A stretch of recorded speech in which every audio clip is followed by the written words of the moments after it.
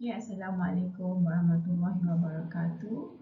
Okay, I am Madam Nurul Hazwani. I will deliver chapter 2, which is on conduction.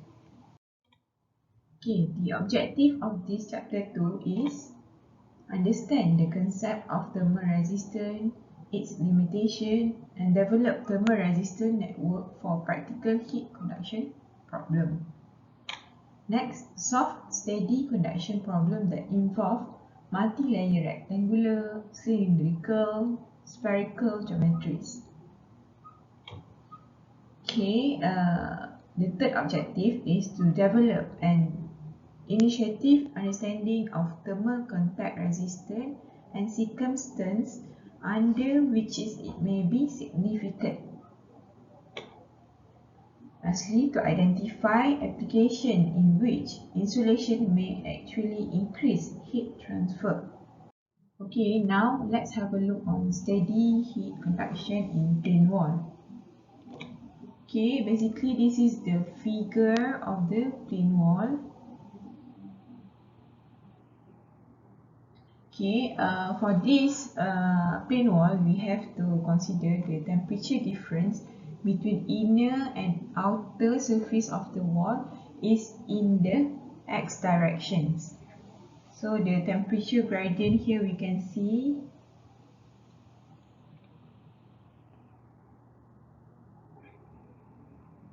the temperature difference is between T1 to T2.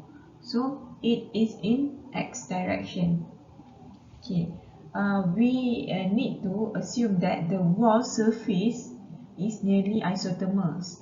That means all over here, all over the wall here, the temperature is the same. The only difference of the temperature occurred at the x direction. That means we only consider steady one-dimensional modeling approach. So that means only x direction we consider. Okay. Next, we must assume heat transfer is the only energy interaction and there is no heat generation. The energy balance can be expressed as rate of the heat transfer into the wall minus rate of the heat transfer out of the wall is equal to rate of change of the energy of the wall. Okay, this assumption states that we cannot consider any other energy that may generate at the wall itself. So we have to consider only heat transfer. So basically, when we assume like this, we can cancel out rate of change of the energy of the wall. That means this one is in a steady operation, and then this one can be 0. Okay, so we can rewrite in this form, which is Q in minus Q out is equal to 0. It is actually Q in will be equal to Q out. So the rate of the heat transfer through the wall must be constant. So Q conduction throughout the wall is constant. Okay, now we move to derivation of Fourier's law. So this one you already learned inside chapter 1, right? So for the Fourier's law, there is a few assumptions that you need to consider, which is consider a plane wall of the thickness L and average thermal conductivity of K. So this is our plane wall and the thickness is from this point to this point, and average thermal conductivity of this plane wall. Next, we need to assume that the two surfaces are maintained at constant temperature T1 and T2. That means if you have T1 here and T2 here, so all over this plane wall here,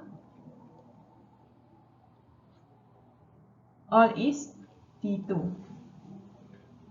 So at this plane wall,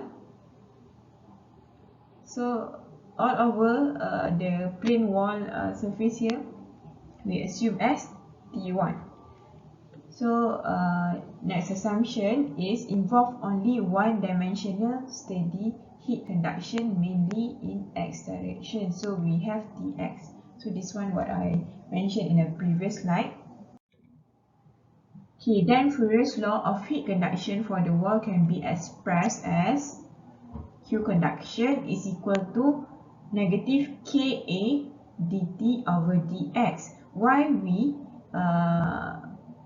put it as negative? Because the temperature gradient, if you remember back the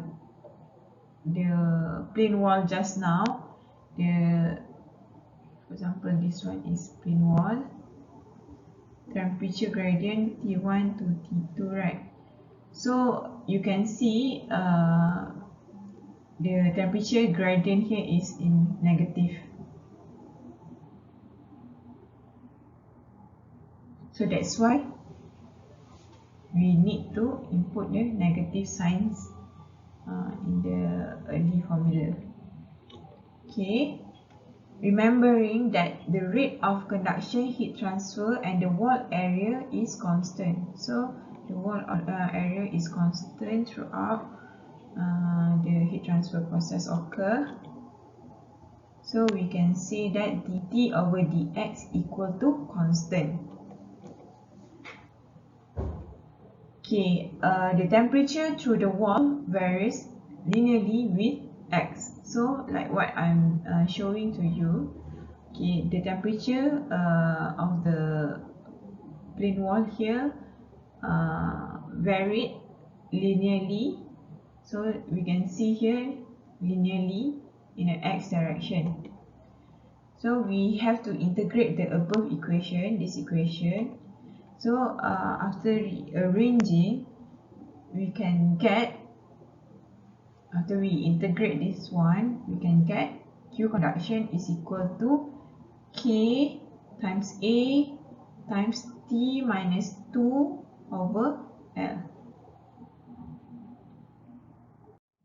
Okay, thermal resistance concept, conduction resistance. Okay, now we want to cover it on the thermal resistance network. So just now equation 3.3, we for heat conduction through a plane wall can be rearranged as like this. Okay, so from this equation we can see that the thermal conductivity and also the area just now and also the thickness is our resistance. Actually our resistance for the heat to be transferred from temperature 1 to temperature 2. Okay, so okay, basically these three terms is our resistance to the heat transfer from T1 to T2. Energy to the electrical current flow. So from the equation 3.5 just now is analogous to the relation of electric current flow I expressed as. So remember in physics, I'm not mistaken, we learn about this V equal to IR. So basically the equation that we rearranged just now in equation 3.5 is actually the same concept of this. Okay, let's have a look.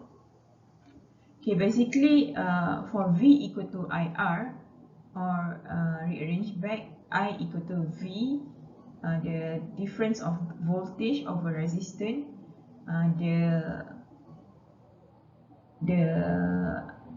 diagrams or the network is like this. So the current will be flow from here to here. So because there is a change of voltage here, and then in between we have a resistance. Okay, so basically the rate of heat transfer in here is actually equal, is not equal, is actually same concept as an electric current. So thermal resistance is a same concept with electrical resistance, and temperature difference is the same concept with voltage difference. So the heat transfer, the heat will be transferred from T1 to T2, Q here. So in the middle, to transfer the heat, there is a resistance. Okay. Now we move to thermal resistance concept, which is convection resistance. Thermal resistance can also be applied to the convection process. So Newton's law of cooling for convection heat transfer rate using this equation can be rearranged as Q convection is equal to temperature difference over R thermal resistance convection. So this is the surface temperature, meanwhile the infinity sign here is a surrounding temperature. Okay, obviously we can see that the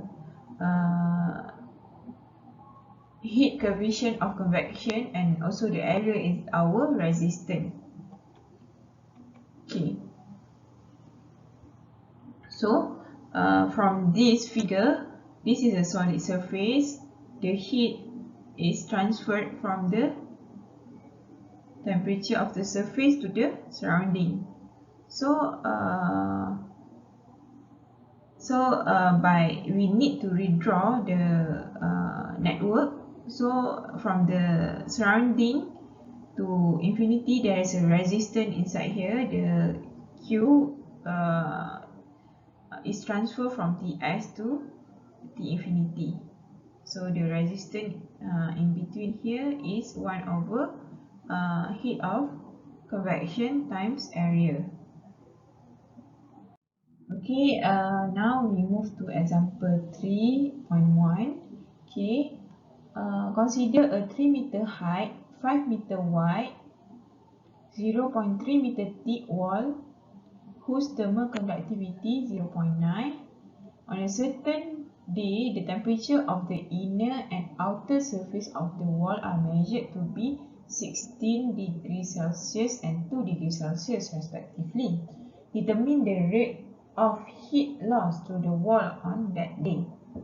Okay, basically this is the figure for this question. So from the question we have 3 meter height, so this one, 5 meter wide, so wide is this one, and thick is from here to here.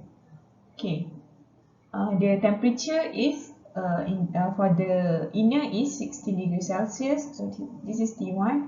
Outer is 2 degrees Celsius, so this is T2. Okay, so we need to calculate the rate of heat loss, which is Q, this Q. Okay, we can calculate this Q using two methods, which is Fourier's law or using the modified equation for the thermal resistance. Okay, Q is equal to negative Ka T1 minus T2 over L. So, okay, first thing first, you need to calculate the area first. Okay, please remember this plain wall area, you need to calculate the cross-sectional area. Okay, to calculate the cross-sectional area, you need to times the height with width.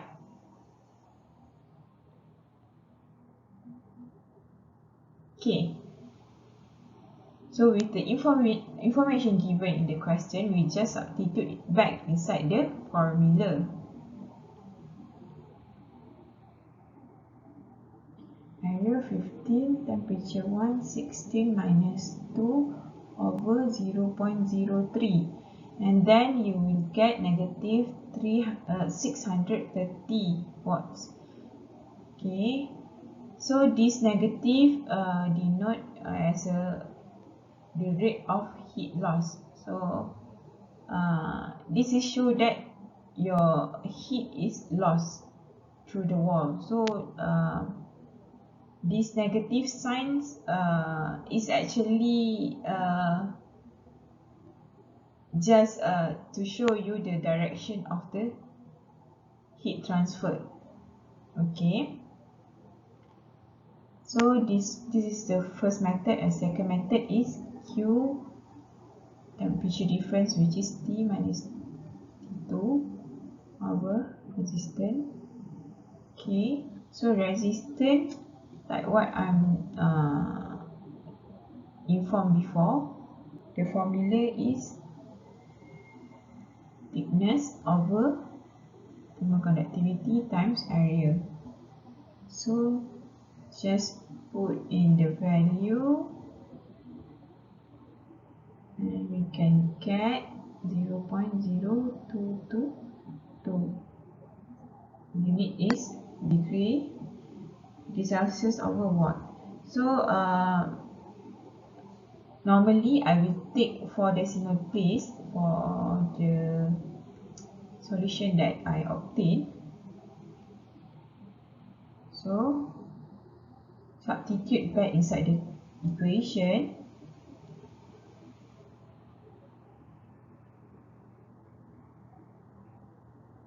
So the answer is just the same 630 watts with the negative sign.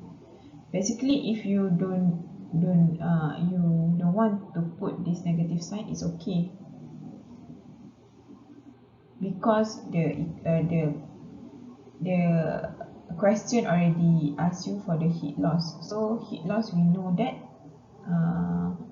the direction of the heat transfer is in negative direction. Okay, now we move on the thermal resistance concept, which is radiation resistance. So for the radiation resistance, the rate of radiation heat transfer between a surface and the surrounding when the radiation effect is significant. That means if there is a radiation effect, so we need to consider inside our thermal resistance. Okay, basically this is the common formula for the heat transfer of radiation. Okay, so basically for the heat coefficient for the radiation would be equal to emissivity, Stefan-Boltzmann's, and the temperature, surface and surrounding here. Okay, so by making this H right is equal to this one, and we can rewrite the equation for the heat transfer for the radiation like this. Okay, so from here we can say that the thermal resistance inside this radiation heat transfer is H right and also area. So okay, we taking out these terms because this one is a thermal resistance for this heat transfer of radiation. So the equation would be Q rad is equal to the surface minus the surrounding over thermal resistance for the radiation. Okay, basically it's just the same, right, with the convection, with the conduction. The difference is only the term inside the resistance, thermal resistance. Okay, so now we want to discuss on the radiation and convection resistance. A surface exposed to the surrounding might involve convection and radiation simultaneously. Okay, because in the surrounding area we also have a movement of the fluid, right? For example, movement of the air. That movement of the air will cause the heat of convection. So these two type of heat transfer can be happen simultaneously. So the convection and radiation resistance are parallel to each other. Okay, so here we can see the parallel network. Okay, if in the question mention you there is a convection and radiation occur at the surrounding, and then you need to consider the convection and radiation resistance. And please remember, if two heat transfer occur at the same time, you need to do a parallel network. Okay, when T surrounding approximately to T infinity, the radiation effect can be properly accounted for by replacing H in the convection resistance relation by combine H convection plus H radiation. Okay, from here, if the parallel series, we can see that the heat transfer here is equal to the summation of the heat transfer for convection and heat transfer for radiation.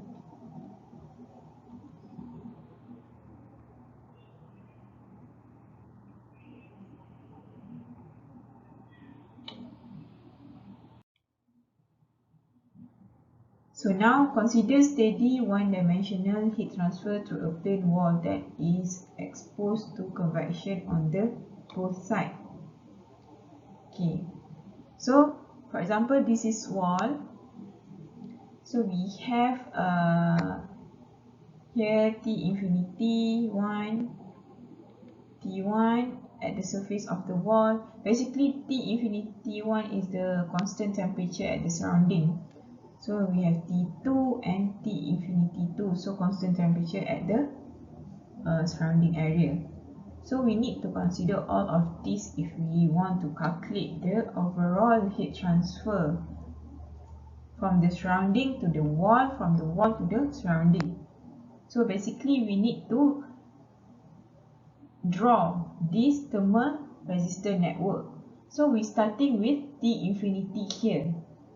So because the temperature difference occur from T infinity 1, the heat transfer is from here. Okay, and then we have a resistance here, the thermal resistance for convection. Then moving to the surface of the wall, we have temperature 1. So this temperature 1 is slightly lower as compared to temperature 1 infinity. And then we also have the resistance thermal resistance at the wall itself. And then we have the temperature 2, which is outer surface of the wall. And lastly, we have a thermal resistance at the convection area here. And last temperature is temperature infinity at surrounding area 2. Okay. So under steady condition, we have rate of the heat convection into the wall is equal to the rate of heat conduction through the wall and is equal to rate of heat convection from the wall. So we can see that throughout the heat transfer just now from T infinity 1, T1, T2, T infinity 2, the rate of heat transfer is just the same. So we can rewrite like this. The Q is equal to, this one is for convection, is equal to the conduction heat transfer formula and convection. Okay, rearranging and adding. Okay, at first we have this T infinity 1 will be minus with T1, right? To calculate the Q at this part, the Q convection here. So to calculate the Q conduction through the wall here, we need to minus T1 with T2. Okay, lastly, Q convection at the surrounding area 2. we need to minus T2 minus T infinity 2. Okay. So basically, like what I'm saying before, the the heat transfer at this part, convection, conduction, and convection here is just the same. So if it's just the same, we can cancel it out, T1 and T2. So we cancel here, here, and here, here. So we can get T infinity 1. So the heat transfer basically occurred from this T infinity 1 to T infinity 2. Although we don't consider this T1 and T2, basically each of these area we consider its thermal resistance. So each of the thermal resistance will have a different value. So this thermal resistance will be plus, and we need to calculate the total thermal resistance from T infinity 1 to T infinity 2. So the equation would be the heat transfer is equal to T infinity 1 minus T infinity 2 over R total, whereby R total is R convection 1 plus R conduction and R convection 2.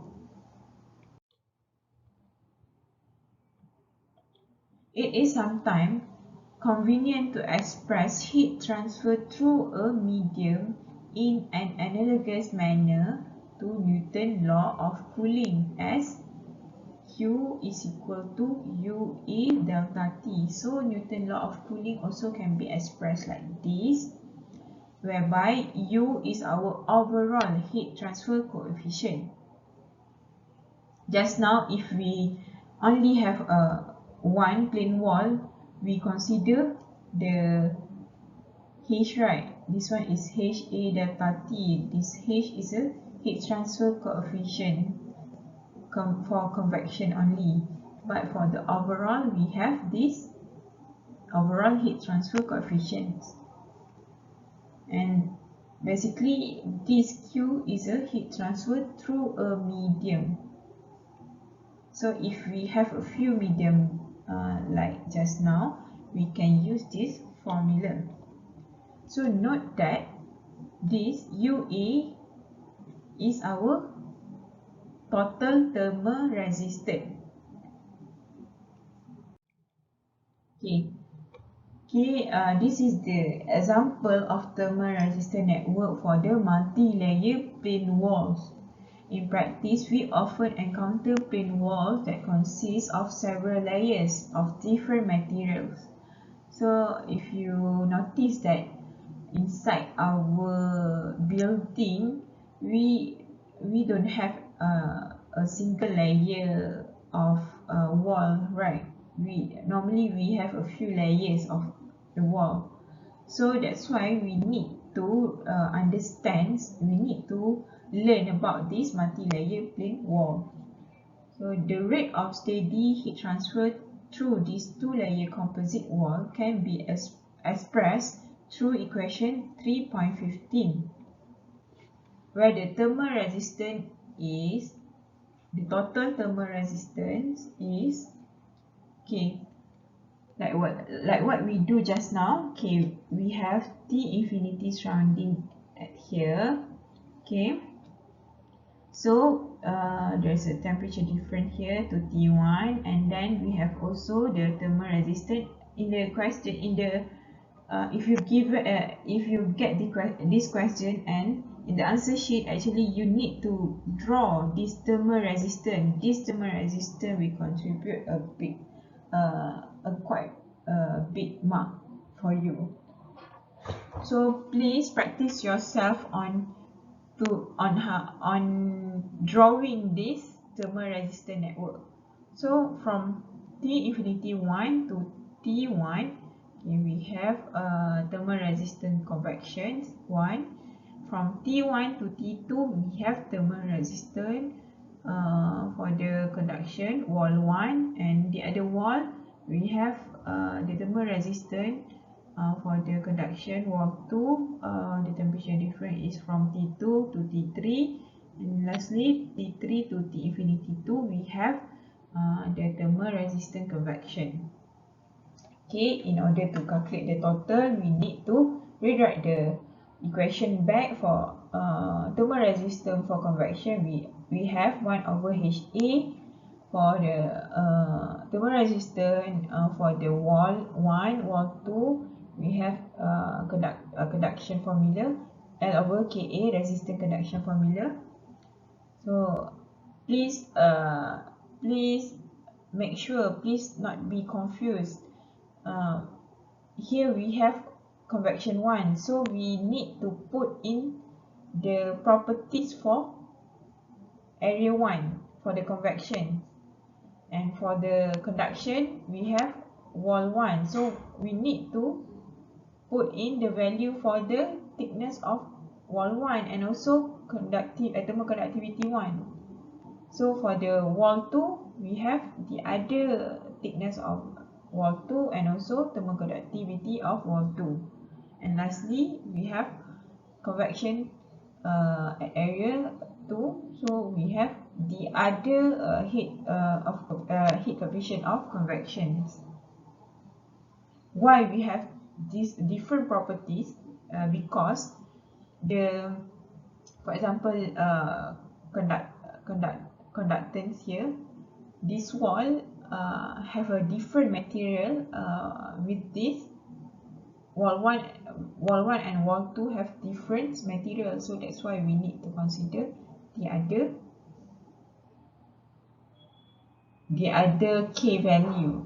Same goes to H1 and also H2. Okay, now we move to example 3.3. So consider a 0.8 meter high and 1.5 meter wide double pane window consisting of two 4 mm thick layer of glass. So this is 0.8 meter high and here is 1.5 meter wide. Okay, we have two thick layer glass with 4 mm thick. So 4 mm. The K value is 0.78 separated by 10 mm wide stagnant airspace. So here stagnant airspace is 10 mm. The K value is 0.026. Determine the steady rate of heat transfer through this double pane window and the temperature of its inner surface for a day. So we need to determine two things, which is the heat transfer and also temperature. Which the room is maintained at 20 degrees Celsius while the temperature of the outdoor is negative 10 degrees Celsius. Take the convection heat transfer coefficient on the inner and outer surface of the window to be H1 is equal to 10 and H2 is equal to 40, which includes the effect of radiation. So first thing first, okay, we need to draw the thermal resistor network. So we're starting with T infinity 1 here, and then from T infinity 1 to T1 we have the thermal resistance Ri. Ri is the thermal resistance for the inner surface. Okay, next we have a R1, which is the glass layer 1, and then we have a stagnant airspace here R2,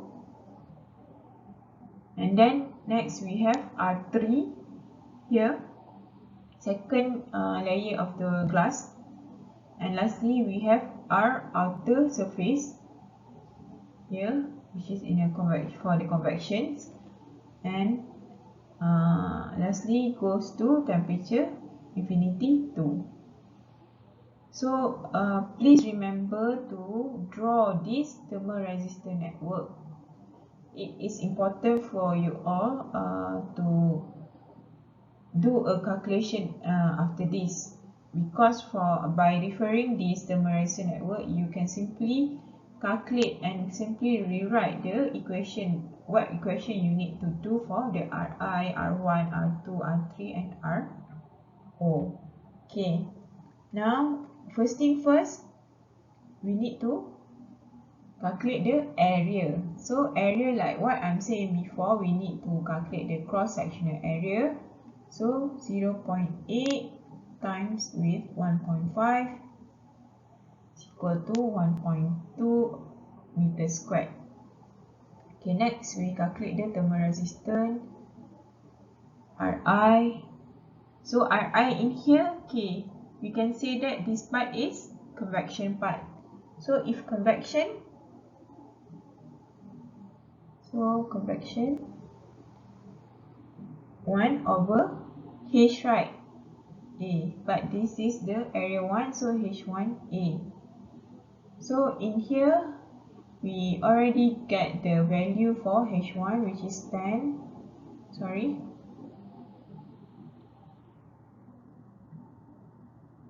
1 over 10 times 1.2. So the answer is 0.0833 degrees Celsius over watt.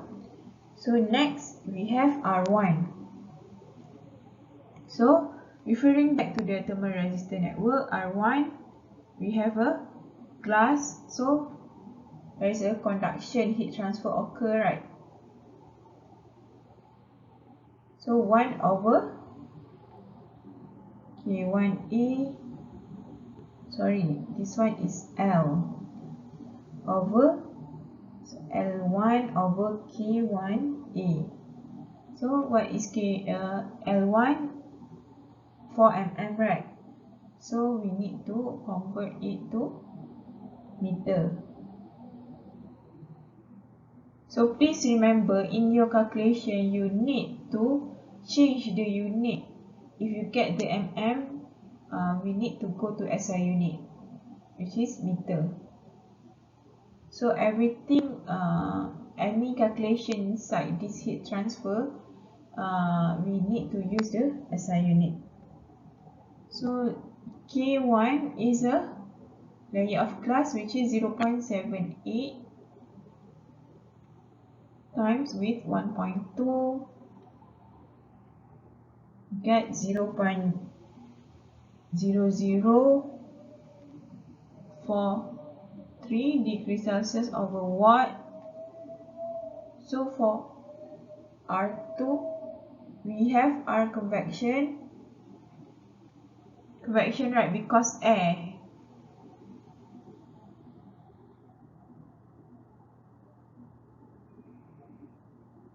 Oh, sorry.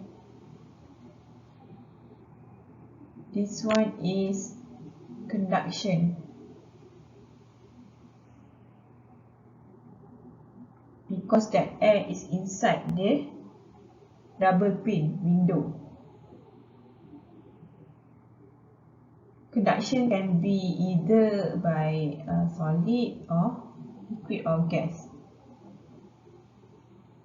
2 over K2 times A. So L2 is 10 mm.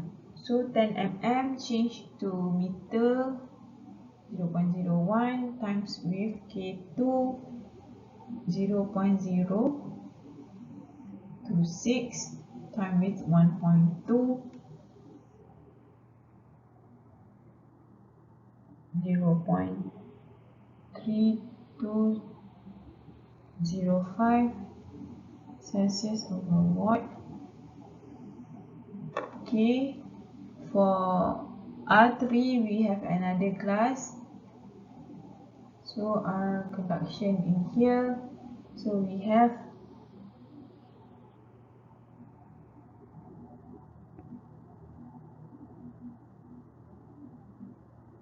basically it's just the same. You can use the same information like the R1, because both is glass. If you don't want to calculate, it's okay, but remember to add up the R3, you can times this value to 2 or add up this value inside the calculation of R total. But for me, it is safe for you to just write all the thermal resistance that you have calculated. So lastly, we have R convection. So 1 over H A and surrounding area 2. So we have 1 over, so H2 40 times with 1.2. So the answer is 0.02083 degrees Celsius over watt. Okay, so need to calculate the R total. Okay, basically R total you need to times all of this R that you have been calculated before. The answer would be 0.4332 degree C over watts. So to calculate the Q, I'm so sorry, I don't have enough space. I need to write down there. So we have T infinity 1, which is 20, minus with 10 over with 0.4332, and the answer would be 69.2 watts. Okay, so we already calculate the the Q, the total heat transfer here. Okay, the other question is temperature of its inner surface. So that means they want the temperature of T1. So like what we learned before, we have this Q, this Q, this Q, this Q, this Q, and all of this Q is just the same. Okay, sorry, I have to write here. So to calculate that T there, Q is equal to T infinity 1 minus with T1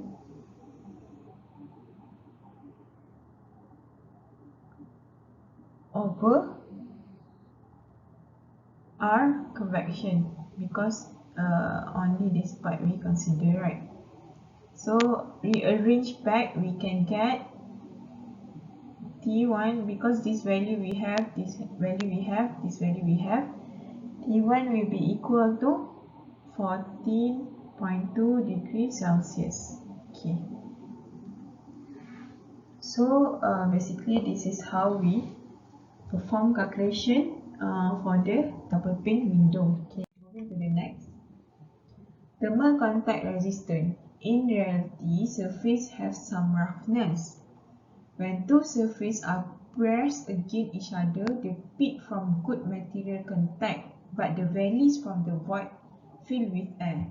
So we can see here, when these two surface is in contact, basically there's a gap between the surface.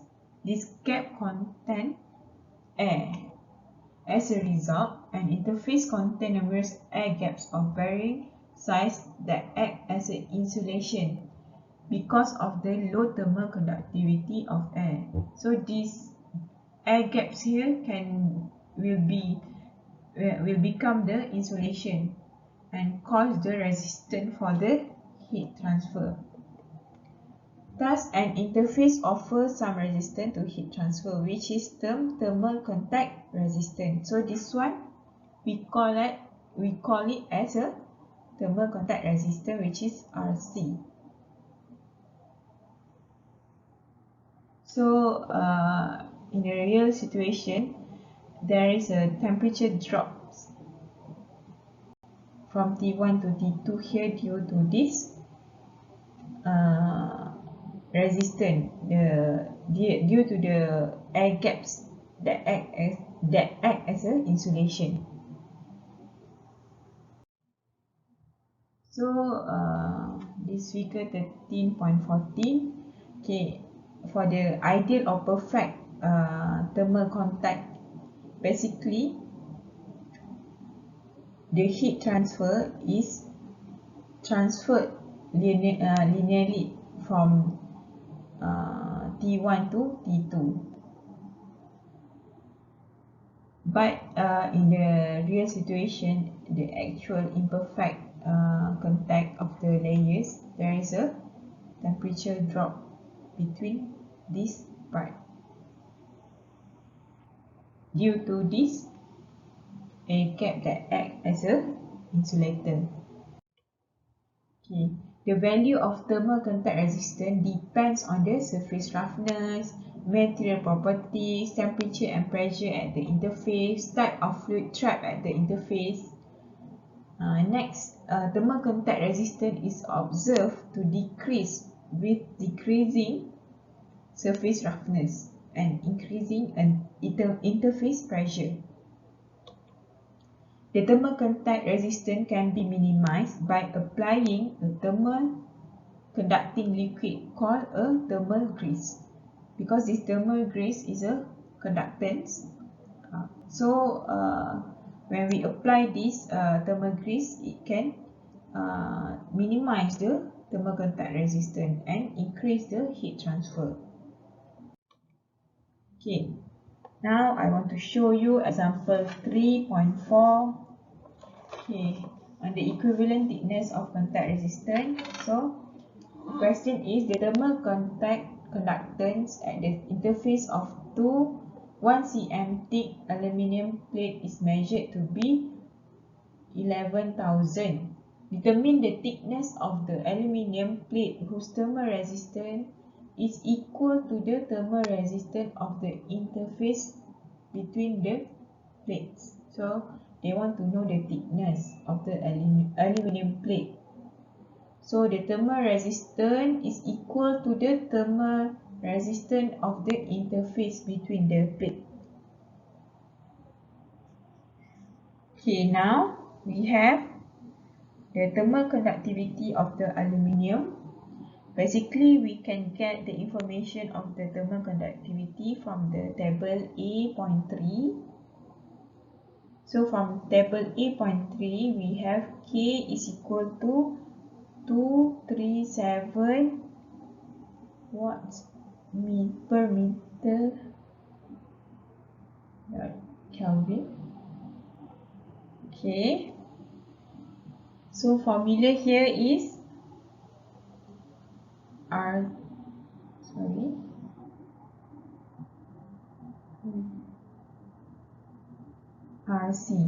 So RC is thermal contact resistance is equal to 1 over AC.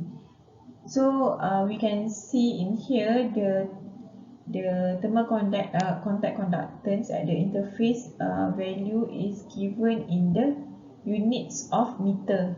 So we don't have to times with area here because it's already included area inside this value. Okay, so 1 over 0.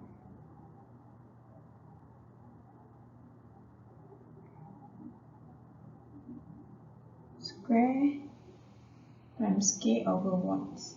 Okay, so for a thermal resistance of a flat plate, we have formula R is equal to L over KA actually, but in this we already include the area, so we don't have to consider the area, so just L over K.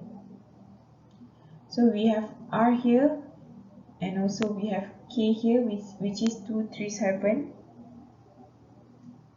and then we can calculate L is equal to 0.0215 meter. Okay, so a bit simple, right? The calculation for the contact resistance, thermal contact resistance. So basically, the equivalent aluminum layer is in between plate 1 and plate 2, and the length is 2.15 cm. So basically, the interface is here. Roughly we cannot see, right, but it's actually, the layer actually is quite thick.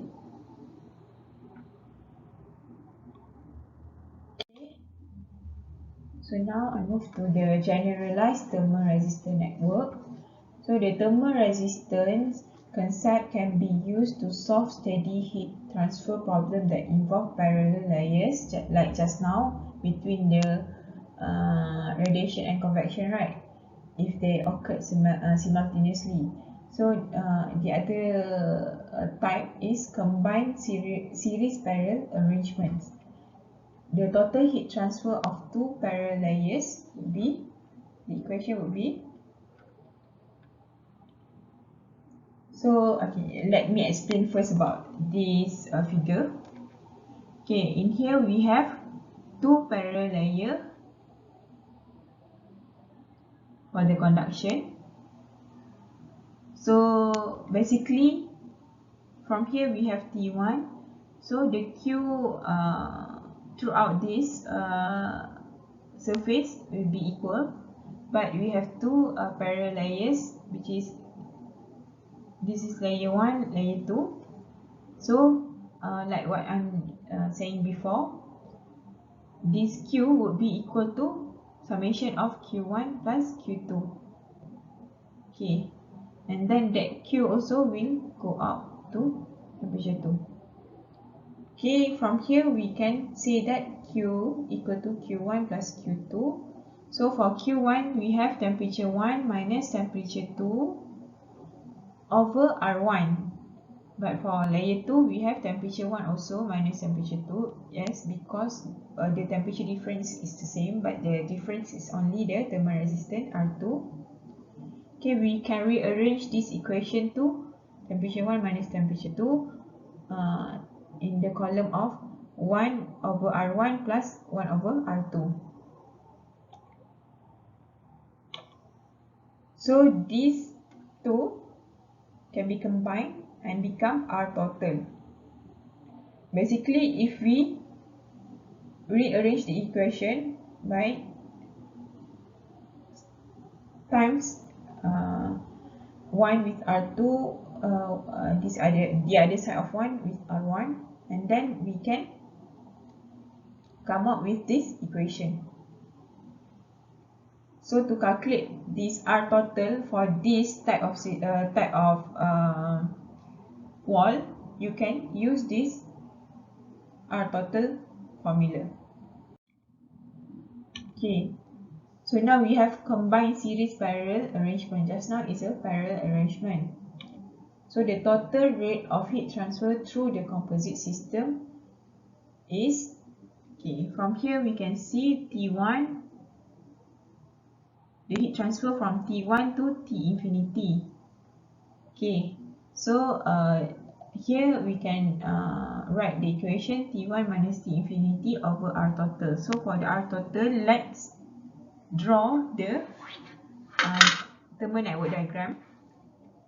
So from T1 we have Q, and that Q is separated in a parallel way. So Q1 plus Q2 will become this Q, and we go up with the same Q. Remember, throughout this system, the Q is just the same, whether in here, in here, in here, or in here. But for the parallel, remember, the Q is the combination of Q1 and Q2. Okay, so in here we have conduction. Heat transfer, this one also conduction heat transfer with different type of materials. This one is conduction also, this one is convection. So basically all these three surfaces have different materials.